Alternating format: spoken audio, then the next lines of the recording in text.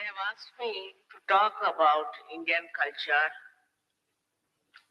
today because Bombay is the place where Indian culture is disappearing. That's what they say. But I don't think so. Because the roots are so deep that we cannot give up that culture so fast. Now, as it is for the people who are coming from other countries, they have to realize that this country had no religion as such, because there was not one book. They didn't follow one person. They didn't have any organization as we have for other religions. We never had a hierarchy, priesthood, all that appointed. It was all done very spontaneously. The whole thing worked out very spontaneously. But behind all that was, as I told you before, the attitude of Indians or our style was not to challenge or to question what these great saints have done. Because we accepted their status as saints, as higher personalities in awareness. In assent, they were higher than us. So we didn't want to challenge them. And whatever they said, we accepted. As a result, that became sort of, you can call it a way of conduct or way of life. But as religion, we had nothing except that later on the caste system developed. Before that, there was no caste system because non-Brahmins wrote about Sri Rama or wrote about Sri Krishna. It's very surprising how we accepted all that. Never challenged whether it was written by a Brahmin or not. Brahmin was that who knew about Brahma principle, the principle of all pervading divine love. Everybody was not a Brahmin. But later on, they made it like this: whosoever is born in a Brahmin family was a Brahmin. Whosoever was born in another caste belonged to that. But because of the father's inheritance, you can say inherited, they also, the profession that they were. So according to the professions, the religion, or we can say the castes, were established. No religion, but castes. And that is how we had different caste system in India according to the profession. It's very interesting. Recently I discovered there's a caste called Ghadani, among Marathas, which you may not be knowing. They only believe in the art. They do music, or they have paintings, they make statues, they make temples. That's a caste, that's a profession. And they marry among themselves because it's easier to marry in the same profession and to have the same ideas and styles about life and the profession especially. Now later on, apart from being a profession, it started becoming a very consolidated nonsense. And then they used, I think it's the British who used it very much to separate us from one to another. Now the scheduled caste and all that was not also like a rigid thing. We have got saints like Chokamea and all that, who were also greatly respected and also Eknath, Namdev, they all tried to be one with all the castes, and especially the scheduled caste.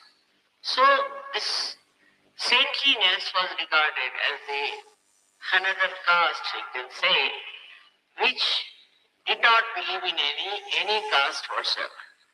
They had no caste, they were casteless people without any religion, without any caste. So the ultimate aim of every caste was to get to self-realization. So they enter into the clan, you can call it, into the system of saints.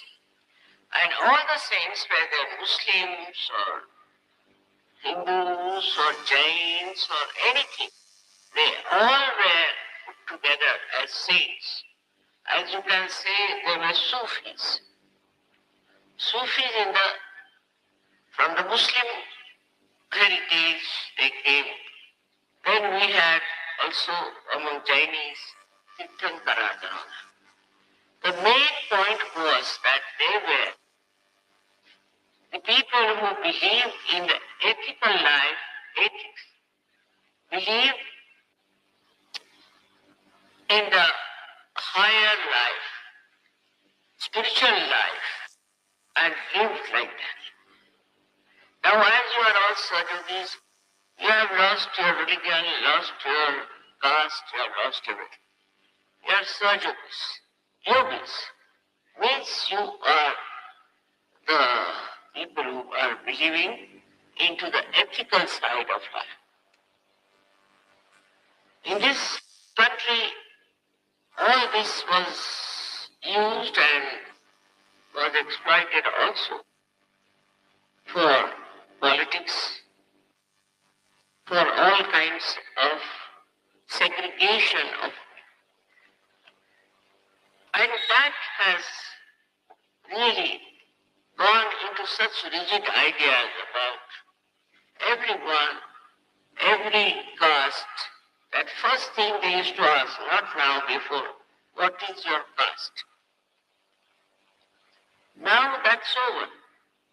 They don't ask, at least thank God that much sense is there, that they don't ask for the caste. But they used to ask religion and caste formally when we were entering into any examination or any kind of competition. Now gradually it's vanishing, but the politicians want to use caste as a method of working out the opposition and the majority part. This democracy, I don't think, is very helpful to us. Because in democracy, anybody can start an organization, can say that we belong to this caste and that caste. And when the constitution was made also in this country, it's very surprising. Ambedkar was one of them who wanted that there should be a privilege for the scheduled caste for politics. My father was there, he said, no. You can have only two types, one who have and those who don't have. And that kind of a thing, if you had, those who have and don't have, it would make such a difference. Then in other countries they have the same type. So that the needs of the people who haven't got the minimum necessities for good life will be helped. Instead of creating a caste. Now, there was one fellow called Mandal who created a great problem in our country. He, as a student, had a car of his own, used to live very lavishly, and he was fighting for some people who were supposed to be downtrodden. And so many bad things have been done because of his report that he gave. Now, if we had made that kind of a proper, sensible, ethical division in this country, things would have been much better. But now, because of this problem of creating artificial caste, this country is suffering a lot. And the castes of the gurus, the castes, you can say, of the Sufis, or the caste of the saints, is very much polluted. And we had many people in our country who started becoming gurus and this and that. The main thing was the ethics, which was the culture of this country, was the ethics of that. Without that, they thought human beings were worse than animals. Ethics was very important to every caste, to every person. Even when I was young, we had the same thing. But now, it has become such a mixture and such a problem that unless and until Sahaja really spreads in a real way, I don't think we can improve the condition of this country. Now the essence of it is that once your attention is only towards ethics and adhyatma, then you start discovering all the inner, deeper meanings of our life. You work it out in a different way. In a very different way you work it out. If it is material gain, then one can become like America. If it is some sort of a very low-level hankerings, then also you cannot be an Indian. The principles of Indian life were embedded in spirituality, in morality. An immoral person was regarded as a very low-level person. Such a person could not get married. He had no place in the society.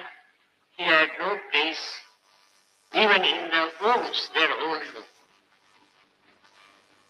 That's such a restriction on people just to see that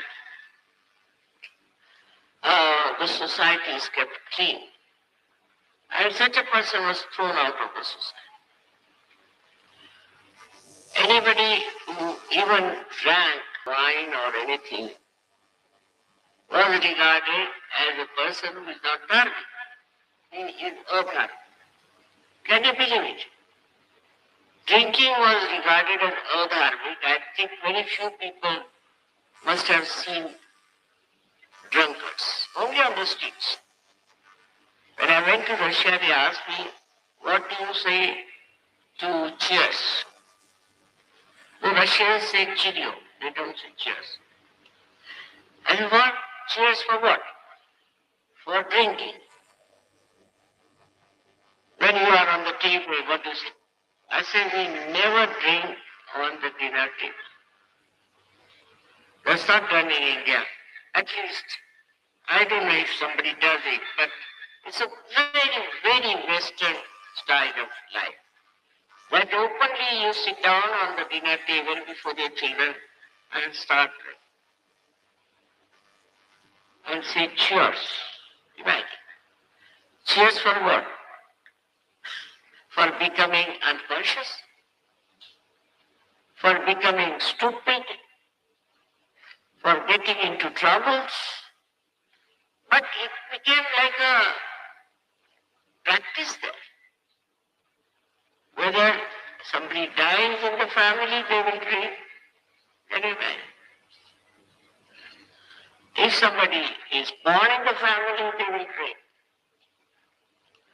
So this culture, the whole culture was so bad, even among the worst in this country, they wouldn't do that. Secretly, some people used to drink and they would go on the street. Then the Islamic influence came, and surprisingly, when it is prohibited, absolutely prohibited, in the Islam to drink, they all started. As a reaction, but only those Nawabs and all that.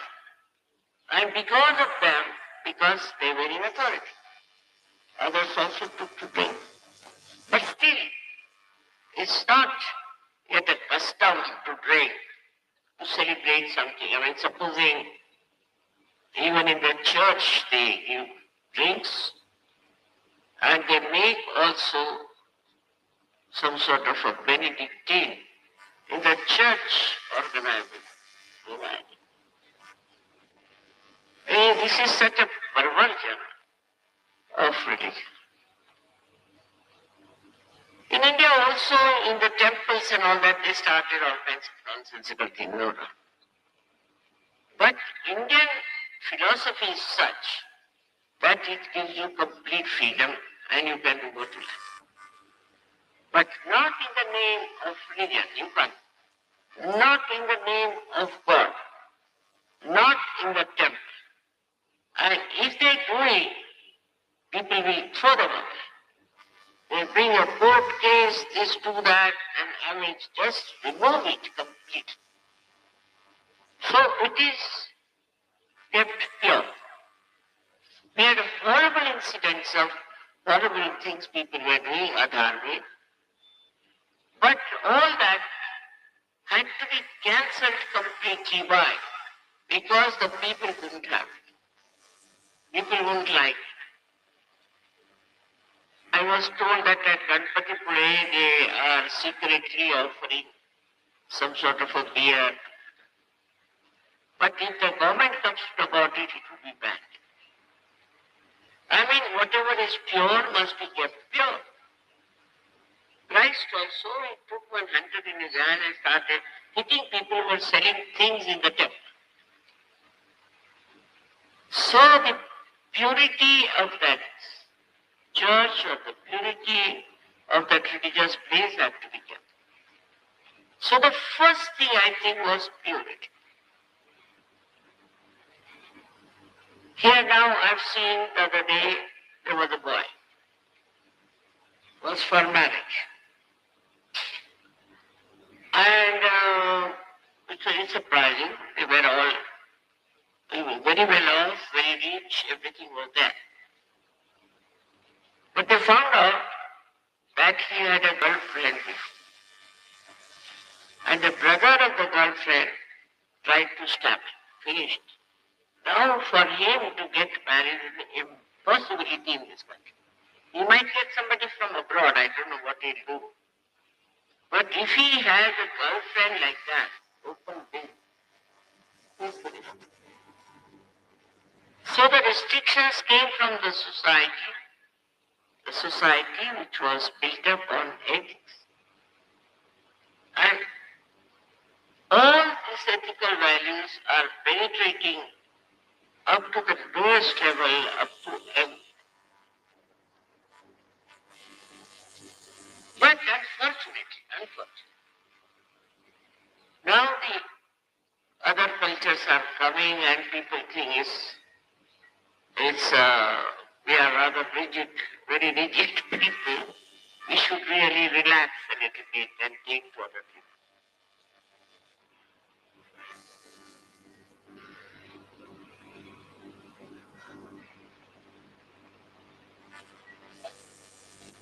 But I have to tell you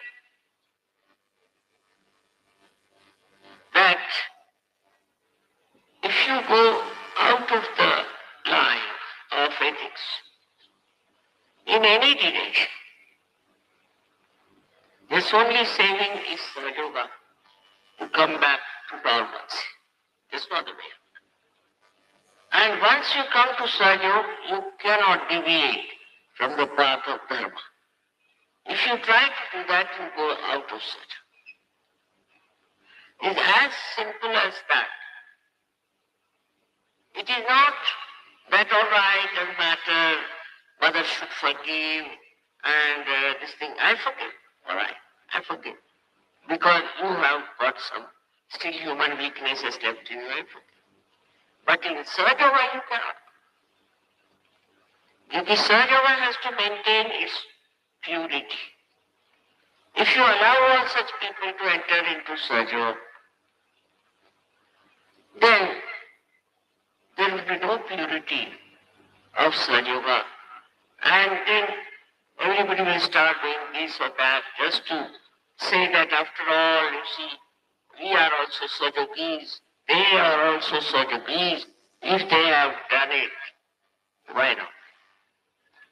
What's very surprising to me is the Western people who have taken to Sahajava are scrupulously following such.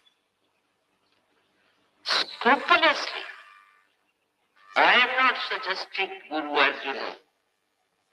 But they understand one thing, that this is for our betterment.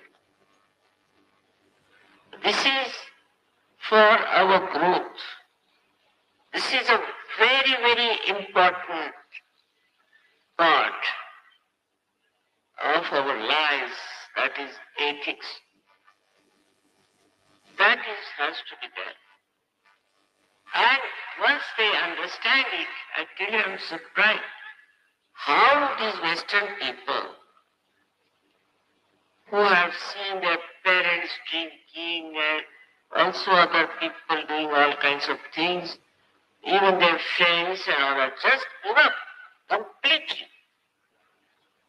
Very proud of. For us Indians it is natural, because we are brought up that. All the time we have seen people being corrected, and I mean, of course, drinking and all that was, of course, not out of question. But even if somebody looks at a girl, the father would say, I pierce through your eyes. And that's why the eyes will steady. And I don't know how, but we don't do all that. Normally. I mean, if somebody has been abroad and all that, and thinks that they are very free people and why not we do that, it's a different thing. But normally we don't. We don't believe in that. Of course, in India we do have some elite society, so-called. They are the people who believe in all kinds of elite behavior. I don't know what is that supposed to be. Maybe some of them have started some nonsense, especially in Bombay. Now it is spreading out also to Pune. And in Pune there are girls who are behaving funnily. I mean, I can't believe it. They drink, they smoke, they will become polygons.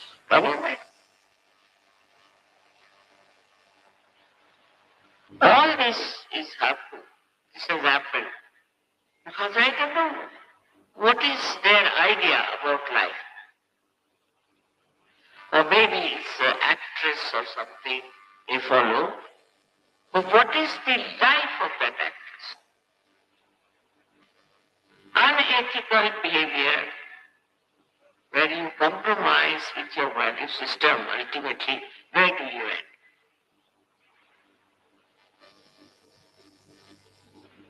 It's showing results. We have AIDS, we have so many diseases coming from this kind of irrelevant, unethical life.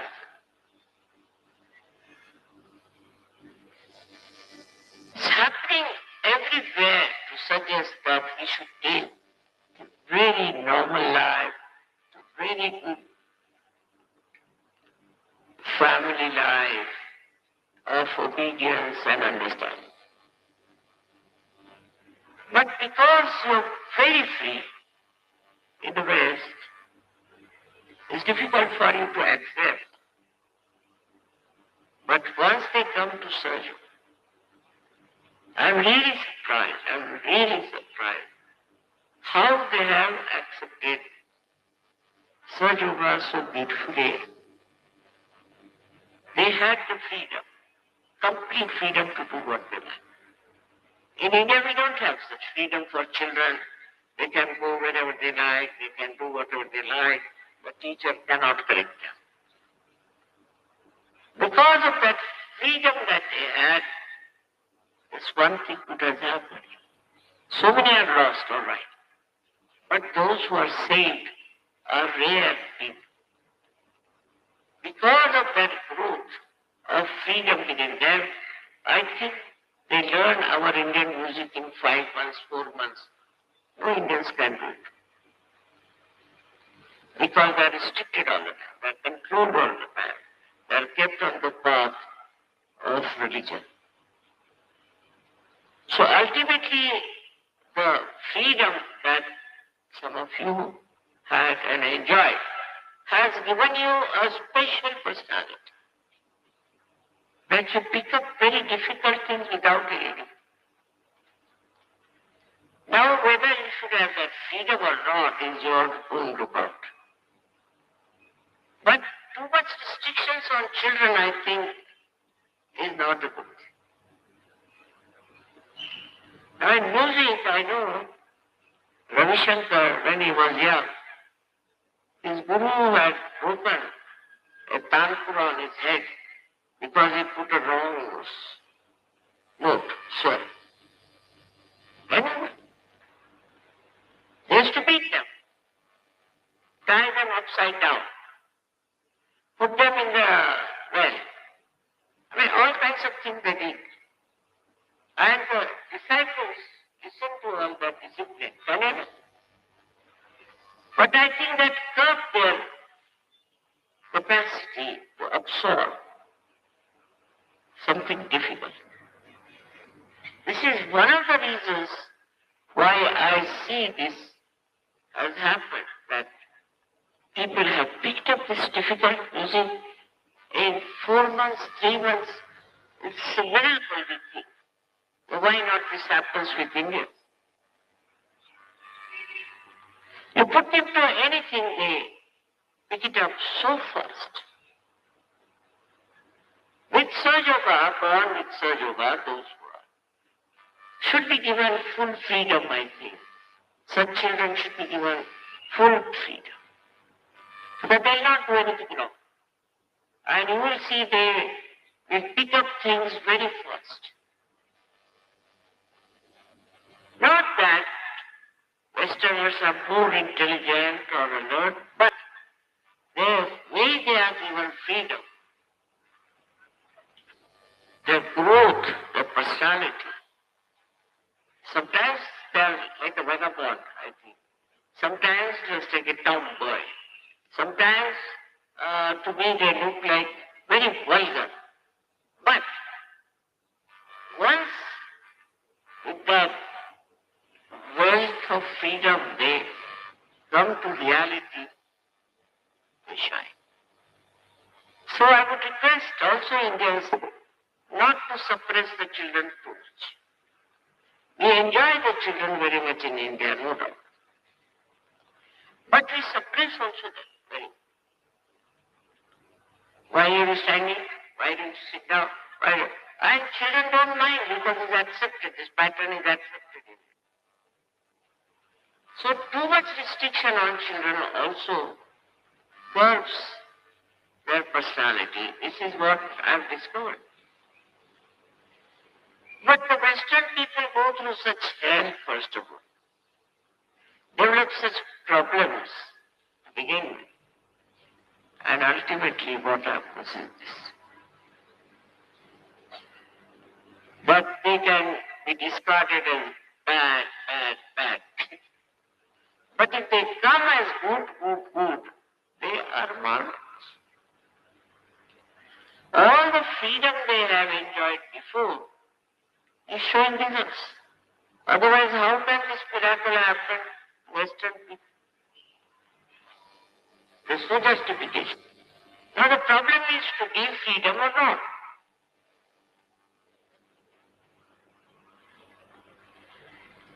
We have a proper sense now after realization.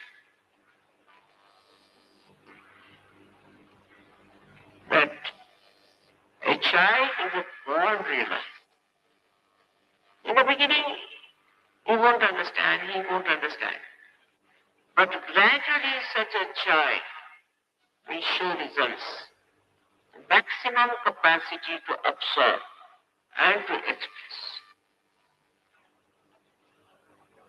So today I am telling you about this freedom, which is the freedom of the spirit. We should have understanding of such children who have that spirituality there. They have dharma in them. And we should not try to constrict them or to trouble them. Let them do what they like. They'll never do anything wrong because they're born realized. So I'm talking about the future Indians. Some of them I've seen, 8-year-old children, 6-year-old children. They are geniuses, I tell you. They sing as if we feel that these old musicians are reborn. Very surprised how they show their talent. There was a program I saw on the television of children below 8 years. And a 3-year-old girl singing just like Hirabai Badagata. I was amazed. They are born realized, but also they have the talents from their past lives. They have got it from the past life. So we should not try to control and check our children too much. That's a part of our search culture. It doesn't fit into Indian culture, I must say, but it should fit into search culture. To understand the value of our children who are realizers. I enjoy their company.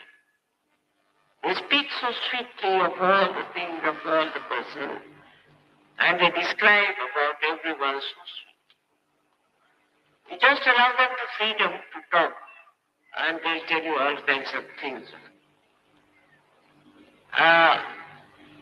Now for the, I've praised you a lot, I think, the outsiders, we can call them not Indians, non-Indians. And it is a fact. The way they have taken to Sir Yoga is wrong. But the way they are taking to this Indian music and to Indian art, I can't believe it. Can't understand. So, you have freedom. But now use this freedom for expression of whatever you have achieved inside. Because you are already grown up with your freedom, and if you do not utilize that personality full of freedom in expressing Sar Yoga in your own languages, you won't help your people. You have to help them. Because your percentage is very low, your quality is high. But in your own country, your percentage is low. So you have to go all out to get them into Sajo and to let them know what they can achieve and what they are. You are duty bound, I think. तर मी यांना एकच सांगत होते की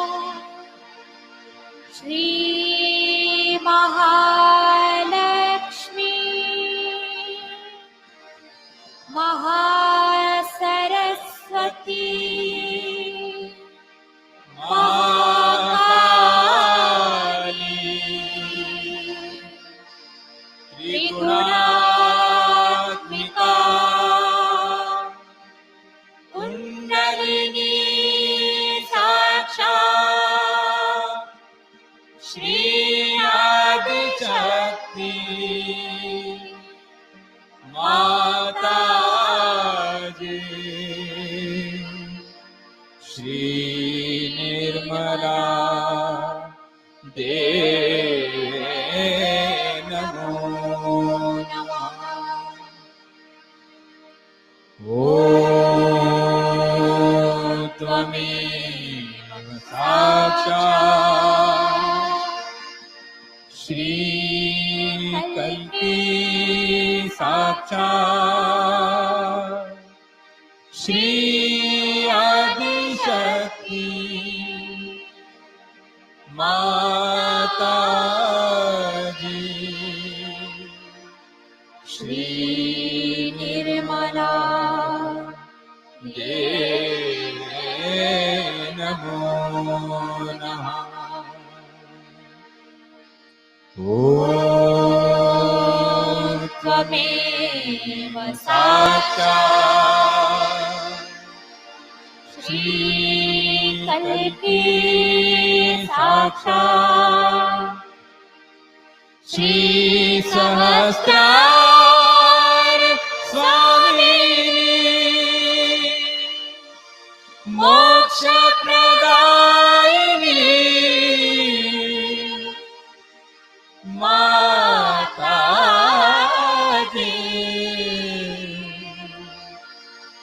श्री निर्मला देवे नमो नमः। श्री निर्मला देवे नमो नमः। श्री निर्मला देवे नमो नमः।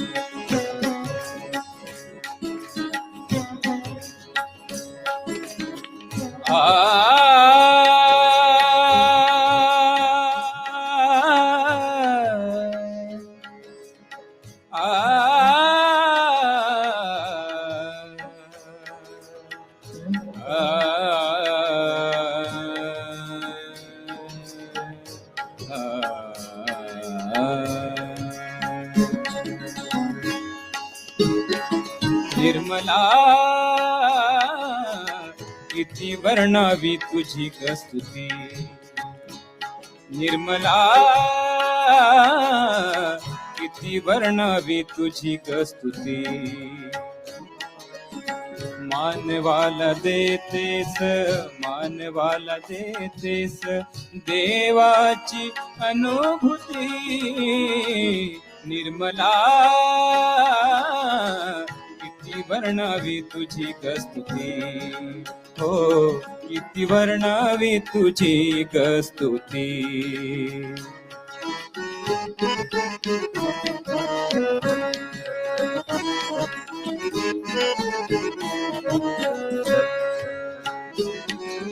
मुरलीच्या स्वरात तू हृदस्पंदाच्या लयीत तू, मुरलीच्या स्वरात तू. हृदस्पंदाच्या लयीत तू, आनंदाच्या सरीत तू, सागराच्या भरतीत तू निर्मला. किती वर्णावी तुझी स्तुती, हो किती वर्णावी तुझी स्तुती, अग किती वर्णावी तुझी स्तुती.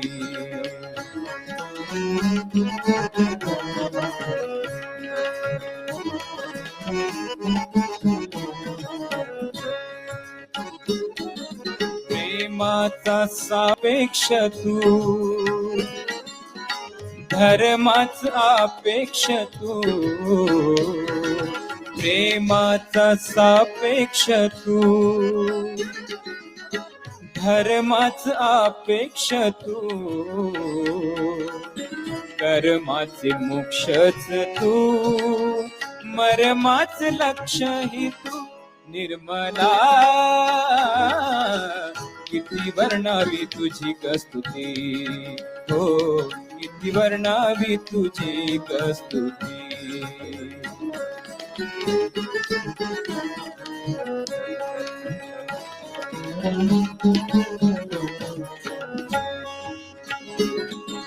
मानवतेचे तत्व तू, निर्गुणाचे सत्व तू. मानवतेचे तत्व तू, निर्गुणाचे सत्व तू. कर्तृत्वाचे कर्तृत्व तू, जीवनाचे अस्तित्व तू निर्मला. किती वर्णावी तुझी स्तुती, हो किती वर्णावी तुझी स्तुती.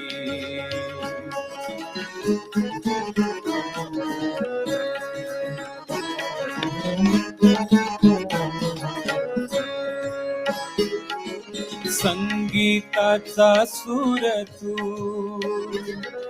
संगीताचा सूर तू.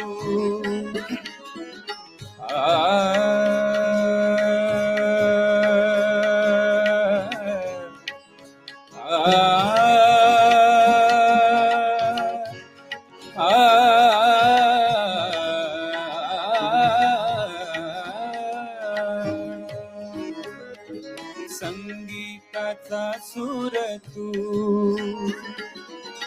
प्रेमाचा महापूर तू. संगीताचा सूर तू, दुरितांचा धीर तू. प्रेमाचा महापूर तू, आनंदाचा सागर तू निर्मला. किती वर्णावी तुझी स्तुती, हो किती वर्णावी तुझी स्तुती, हो किती वर्णावी तुझी स्तुती. अग किती वर्णावी तुझी स्तुती. घ्या किती वर्णावी तुझी स्तुती.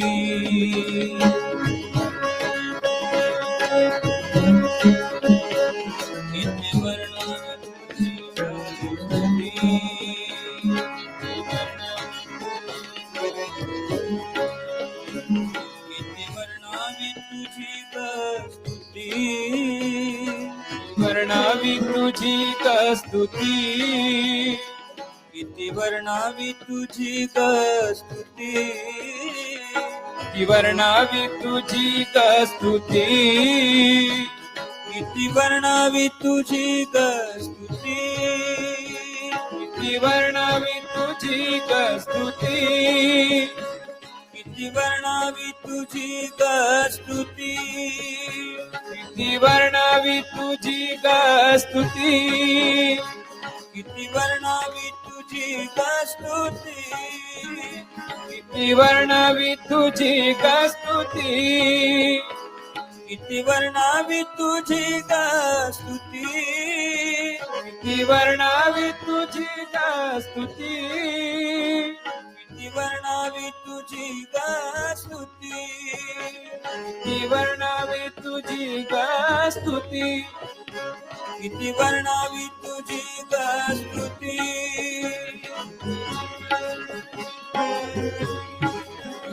किती वर्णावी तुझी गा स्तुती, किती वर्णावी तुझी गा स्तुती, किती वर्णावी तुझी गा स्तुती,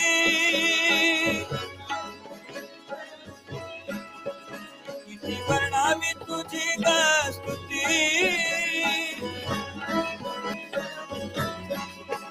किती वर्णावी तुझी गा स्तुती, किती वर्णावी तुझी गा स्तुती, किती वर्णावी तुझी गा स्तुती. Full three. 1, 2, 3. 1, 2, 3. 1, 2, 3. 1, 2, 3.